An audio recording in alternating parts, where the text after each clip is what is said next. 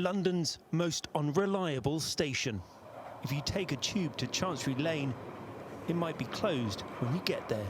Yeah, it happens here quite a lot actually, Chancery Lane. They just say no staff, you have to walk from Holborn or St Paul's. It's a bit of a pain really. Chancery Lane does get closed off a lot and that's annoying.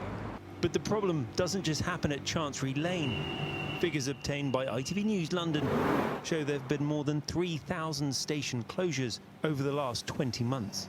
A station closure means that without warning it closes completely, and it's usually because there aren't enough staff to keep it open. Since the start of 2022, Chancery Lane closed 185 times. Goodge Street took second place with 162 closures, and Lancaster Gate closed 111 times.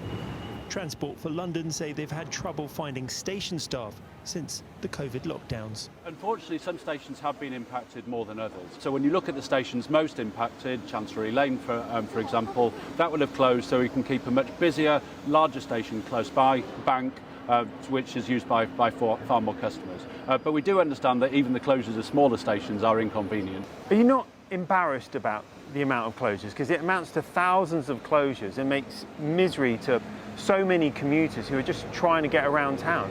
Well, we understand that any closures are very disruptive for customers, and we do apologise for that, and we make sure that those closures are as short as possible.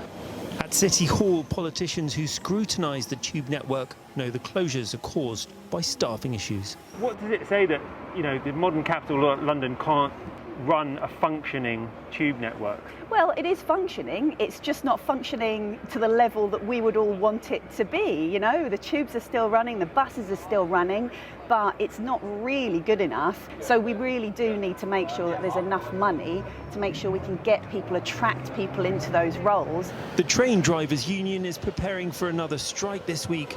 Their gripe with Transport for London is on similar lines. Well, in short, they haven't got enough staff, and their response to that has been to put forward proposals to reduce station staffing by another 532 full-time equivalent posts, and this is only going to make matters worse. While both sides argue this isn't the end of the line for tube closures. Rags Martel, ITV News, Chancery Lane.